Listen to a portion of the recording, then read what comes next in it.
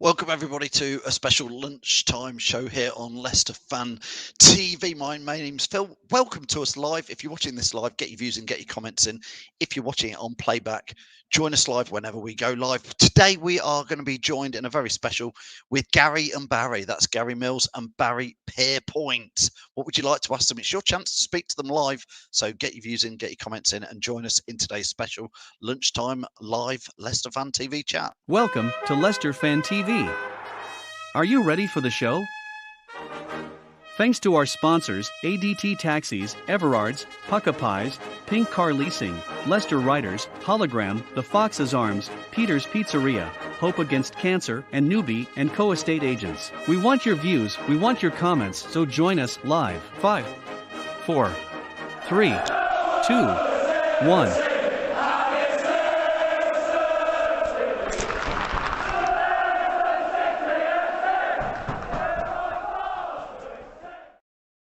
So yes, indeed, the big match tomorrow obviously is Leicester City at home to Burnley. Points needed there. Don't forget in this live with Gary Mills, ex-Leicester City, ex-Forest, ex-Derby, ex-County. Loads to chat to him. And Barrie Pierpoint. You all know Barrie Pierpoint. Now, listen, Fee says she is looking forward to this. Aren't we all, Fee? It's going to be good. Jack, good evening to you. Hope you're well. And Jake saying hi there. Don't forget, get your comments in. We can ask them. Let's not mess around too much longer. Let's get Gary and Barry in together. First of all, let's add Gary in and let's add Barry in. Good lunchtime to you, Gary. How are you? I'm very well, thank you. How's yourself? Really, really good. Barry's just turned his light on there. How are you, Barry? I'm fine. I'm very well. Fighting fit. Fighting.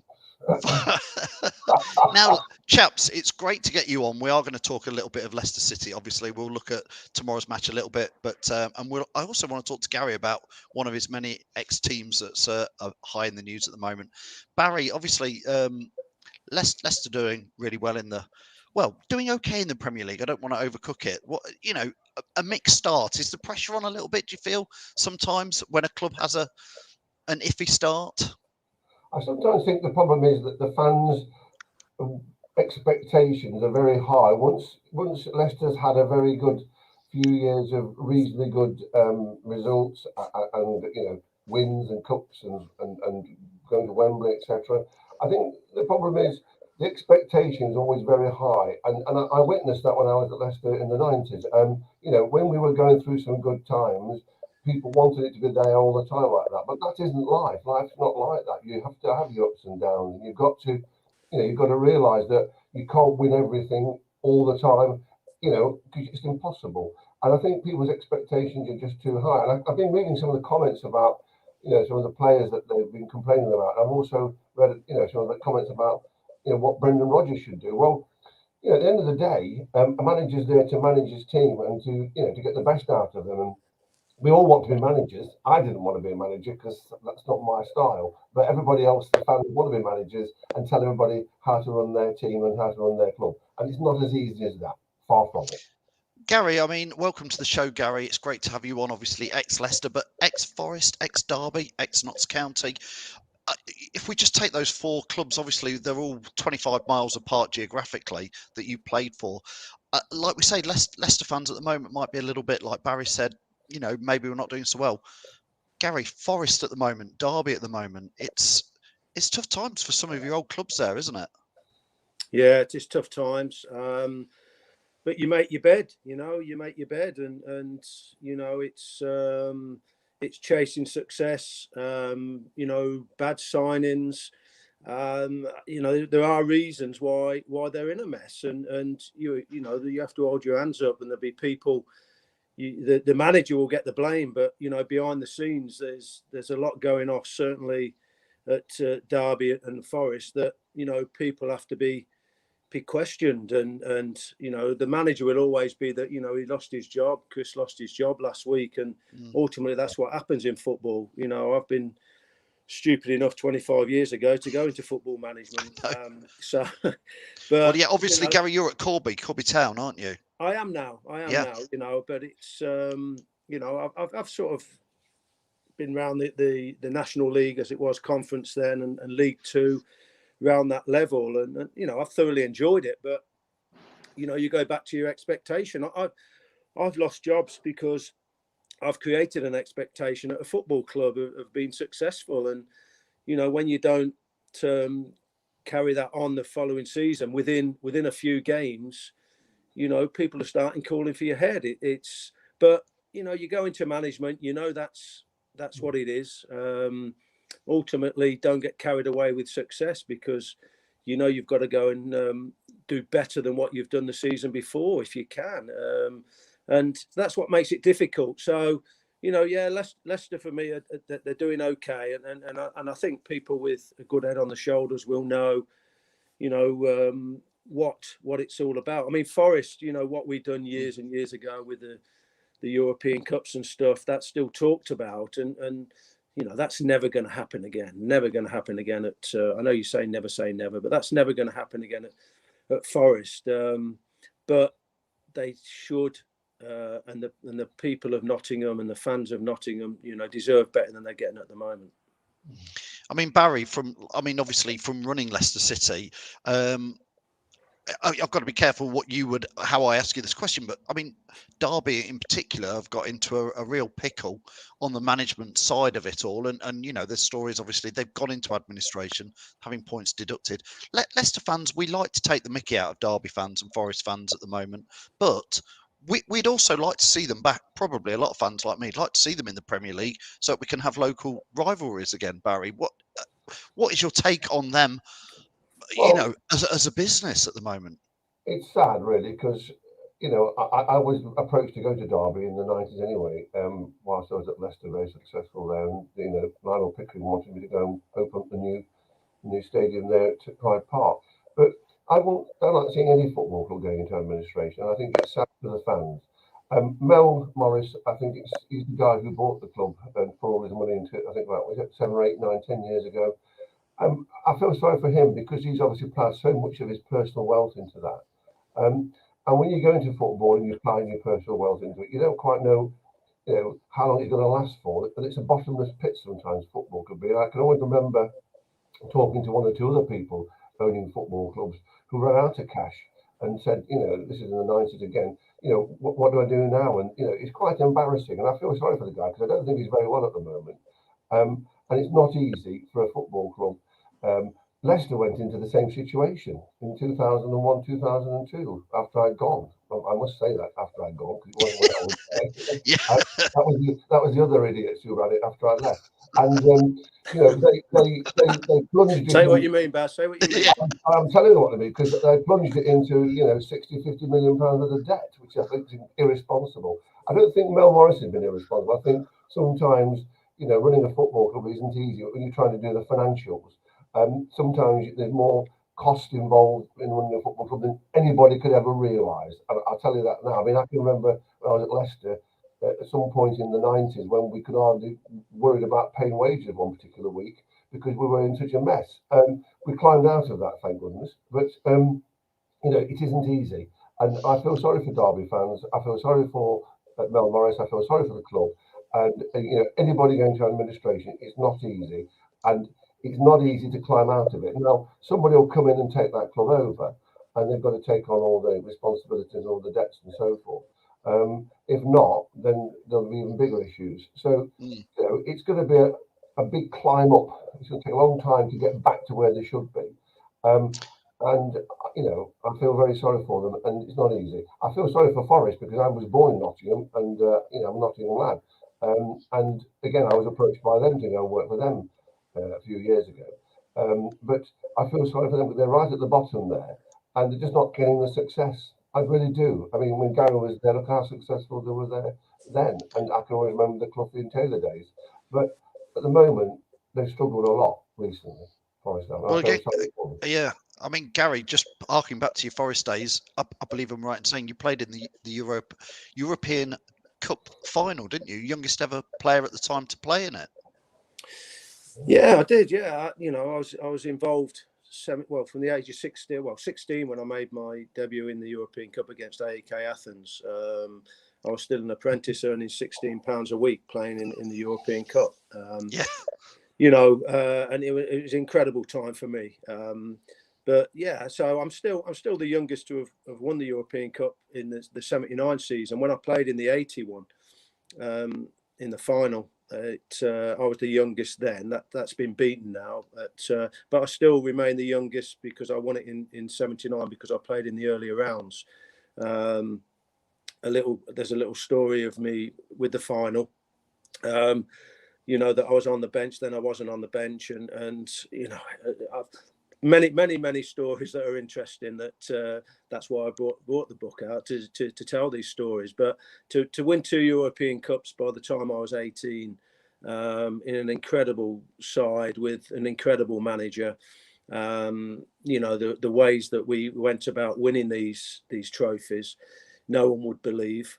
Totally different to today. But it was a fantastic time for me, a fantastic time for the football club, and the demise of where they are now, and still getting the support. That's the thing. I went down last Wednesday against Middlesbrough. The support was incredible right to the very end. And it was almost like a massive cheer for getting the corner. That's where it was last Wednesday. It's serious. I'm serious. It was. That's how sort of sad it's got. But you look at the side and you look at the team. Unfortunately, in my opinion, there's players that are only like League One level. That's my opinion. So ultimately, you're not going to go and do well in the Championship. So you guys have effectively, over the next few weeks, few months, you're going to be doing a bit of a roadshow. Now, Gary, I'm going to ask you about Barry in a minute. But Barry, first of all, I'm going to ask you about Gary and what's going on in this roadshow. How does Gary Mills, Barry, manage to have played for rivals like Leicester, Forest, Notts County, Derby, and still be loved by all the different fans? He's played for teams like Leicester and beaten Derby in a playoff final. Talk us through the appeal to fans of Gary Mills. Well, I've worked with Gary for 5 years in Leicester, and he to me, he's a gentleman, and he is a very true professional. And he's one of these guys that's very loyal to people. He's been loyal to the clubs, he's been loyal to the fans, and he plays his heart out. And it's an honour for me to be. I'm not a football player. I'm just a CEO. And somebody once said to me, CEOs are to a penny, which I thought was quite funny, really. But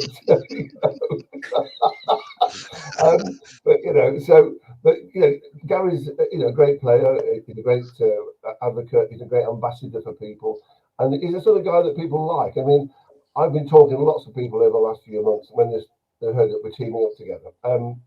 To me, it's a great privilege, and they've all said what a lovely guy he is, and he is. He's a gentleman, and he is very sincere. And it's a privilege for me to be working with him and to help him to promote his new book. And his book, I've actually read it. I bought a copy and read it, and it's brilliant. And did you buy it, Baz? Did you buy it? I bought a copy. I bought a copy. I read it. Get in. And it's a brilliant book, and you go out there and get it, because he's got such a diverse career, and it's very interesting, and it's a brilliant book. So yeah, that's why I'm proud and privileged to be working with a guy that I've known for a long time. We used to live in the same village together at one time. I mean, we both lived in Nottinghamshire in the same village. So, and his wife used to look after me in the sense of steady now. This is like pre 9 o'clock. What I mean was she was very good health and beauty and facials and all that sort of thing. We'll leave it there, but leave it now. Leave it. Oh my gosh, he's just digging a bigger hole, isn't he, Gary? Listen, let's dig in. I think you are, Barry. She's a lovely lady, Sue. She's a lovely lady. Gary, let's try and get him out of this hole. Listen, Gary Mills, explain to me. I call him almost the infamous Barrie Pierpoint. The more I've spoken to him over time and interviewed with him, he is a big, larger than life character. Barrie Pierpoint is. Gary, talk us through Barry. Yeah, well, firstly, I know Barry, and people perceive people how they see them, and you have to know people, you have to work with people, and to make an honest judgment on somebody, and Barry came in virtually around the same time as Brian Little, so we've just been talking about my old club, Forest. You know, people behind the scenes are not getting the flack, but it's the manager that gets it. And so it's just important off the field. So Barry came in full of life, full of happiness, if that's the right word. You know, something that was missing at the football club, making people smile. It was a time that it needed somebody to come in and make people smile, and it's something I've used all through my career since then. That, you know, you have to make people smile, and you know, it makes the place better. And Barry's certainly done that. He was eccentric. You know, we had conversations about him changing colour of his glasses every day. We used to have a bet in the dressing room what colour he'd be wearing the next day, and I've only just learned that he had matching underpants to go with his glasses, but obviously we couldn't see them. So, you know, it's something I've learned recently. But what a man! You know, you know, Leicester City wouldn't have achieved that promotion back in the 90s against Derby to the Premier if Barry hadn't come in and done the work off the field. And you know, it was a privilege to be with Barry, you know, bumping into him every day. You know, in the community, I love going out to the community with the fans. And Barry used to ask me, some players didn't like it, and I think Barry knew I was the soft touch that needed something doing somewhere in the community in Leicestershire. And you know, I used to go and do it, but not because I didn't want to. I used to enjoy doing it, and you know, and then Barry sort of looked after me. I never had a sponsored car in my life, and Barry sorted me a sponsored car in Leicester, and you know, I was thankful for that. So we just worked together, and you know, it's about being honest with each other. And Barry, you know, he'll have to tell you, but seemed to get on very well with the manager, which is very important, with Brian Little. So everything sort of gelled together, and it come together at the right time. So he's a great man. I love the bloke because he's honest. He says how it is, and in life people don't like when people are honest about things, and unfortunately you don't get anywhere if you're not. So I like to feel I'm the same, but it was a privilege to work with Barry at Leicester at the time. And just to show Barry's sense of humour, Barry, yeah, go on, he's got this sign. I'm selling these at 10 grand a time. Any offers? Hey, trust me, I was in the COP when they were giving them out for free, and we all held them up, Barry. I know they were. Yes, I've got loads of them. I know. We were talking about you coming on the show on Monday in our live fan zone show, and a couple of the people said they'd still got them as well, the signs with Pierpoint. Now, I mean, Barry, it's great that you've got that sense of humour that, like you say, I think I've got a copy of your book that we're going to give away, and I know, Gary, you've got your book, but it does this. Leicester fans should read this because it does give a nice insight into the ups and downs of, like, literally, you know, minding your own football club. So Sean says here he can't wait to see you. He's going to see you at Corby Town. Which one of you knows where your next dates are? Come on, let's see who's the. Well, we've got some dates. I mean, we've got 5 or 6 dates. I mean, I think you've got some coming up, haven't you? All round Leicester and the Midlands, I believe. Well, Gary's doing his own shows as well, in relation to his clubs outside of Leicester himself. Yep. But the ones in Leicester we're doing in Leicester and Melton Mowbray, Lutterworth, Elston, and also in Wixton and Colville. So we're at different places. If you go on the website that says Morgan Lawrence, you go on there, the dates are on there, and so are the venues. Great. Well, I'll share that, Barry. I will share that. What we want to do, Gary and I want to just go out there and have some fun with people, and we are going to, you know, talk about our time at Leicester. But we've also got 1 or 2 things up our sleeves. I certainly have anyway. I don't know about Gary, but we're going to have some fun. I don't mind answering any questions from anybody about anything, particularly about my time at Leicester and the Pierpoint out, the Martin O'Neill and all that sort of rubbish, because it is rubbish, and people believe the press more than they believe the people. And people don't really know me, and that's the problem. They think I'm a hard-nosed, horrible bee, and I'm not. And they've got to know me, and I'm quite funny, humorous, and I'm quite, you know, bizarre at times. But I'm a people person, And when fans have made all their comments about me on the social media, I sometimes think, well, you come and meet me, and I tell you what, you'll have a bloody great time talking to me because I'll make you bloody laugh. You know what I mean? Well, Sean wants to know, Barry, he says, are you going to bring some of those Pierpoint out signs to sell? If you're not careful, Barry and Gary, fans are going to start bringing these and be sitting in your audience with them. I hope so. I hope so. I've even got some dog shit that somebody dropped into Martin George's drawer, and I've kept it, and it's really solid, and I'm going to give that to the person who dropped it in the drawer when they decided when they admit to it. Yeah, and I'm going to give some of those out as well, and the posters and one or two other bits and pieces. But look, it's about having fun. It's about talking about the good old days and the memories that we've all. I think the memories of the 90s are brilliant. I mean, I could never have been at a club at such a nice time in my life, and the 90s were good.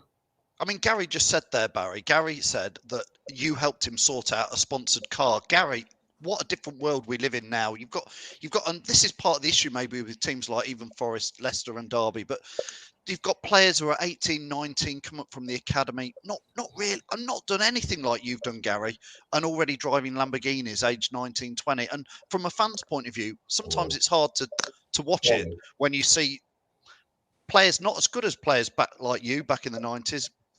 Flash money, flash cars, flash Instagram accounts. Yeah. It's a different world, isn't it? But like you say, it was good fun back in the 90s. Well, it was good fun, and it was absolutely beautiful the way we went about the game. It was simple, and people were simple, and we earned an average wage, or I certainly did. And that was Barry's fault. It was average, by the way. but it's about the way you go about your life and my football life, and I say to people, and I'm certainly not. I'm not a rich man by any means, but I'm so rich in memories, and these young lads can keep the Lamborghinis all they want. I've got so many memories. I've been able to have that many memories. I've wrote a book, and that's great for me. And along the way, I've met some unbelievable people, and Barry being one, but played with and played against unbelievable players, not just good players, great players, legends that are now my friends, and you can't buy that.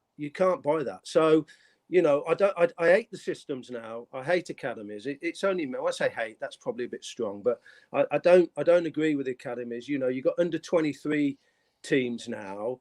Well, if you're not in the first team in an under 23, then I'd get out the club, because you're not going to be playing. There might be the odd one, but you're not going to be playing for the first team. So I'd be getting out. I was 16 when I played in the first team, and I felt a man at 16, and like I say, 2 European Cups by the time I was 18, and I was a man. And they don't develop these players now, and they say there's none coming through. Well, they don't give them the chance. Managers now have to go and buy success because everybody wants that success straight away. So I'm not, I don't like the system. Yes, there's some good things in there, of course there is, but the old apprenticeship and players learning what the game's about. You could play in men's football when you was like, I made 14 when I played against Joey Jones, my first game in the Central League, and got kicked from here to there, and it was an incredible growing up time for me for those 2 years. So for me, rich in memories, and I wouldn't swap that for the world. Brilliant, chaps. Just to let everybody know who's watching, Gary Mills, you've got your book. It's called Young Millsy, isn't it, Gary? Yes, it is. I can see it up on your shelf. Do you want me to behind you there? Yeah, go on, grab it and let's have a look. Let's give it a little plug. Oh, hang on. We got a bit of a close-up of Gary's nether chips there as well. Sorry. that was an extra show for the ladies. Carry on then, Gary. Here's the book. That's my book. Very good. And again, young Millsy, because so much happened when I was young, and when I get together now with people, and people still call me, oh, here's young Millsy, as I walk through the door, and I'm 60 in November. So don't get me wrong, I quite like it, but yes. It was the obvious choice as a title for me. Fantastic. So that's Gary's book. Barry, have you got your book there? Yes, I've got my book here. I mean, my book's been out since Christmas, gone very, very well. And, you know, there's still plenty of people out there who haven't got a copy. I see people saying, what's it like? What's it all about? But my book's different because my book's about lots of people talking about their time at Leicester during the 90s. And it's both on the field, off the field. There's some interesting bits behind the scenes in the boardroom and all the other things that go with it. But mine's a bit more about the whole club, you know, and the people in the club and the success of the 90s. And it's just different. And you'll find some good old golden memories in there. It is.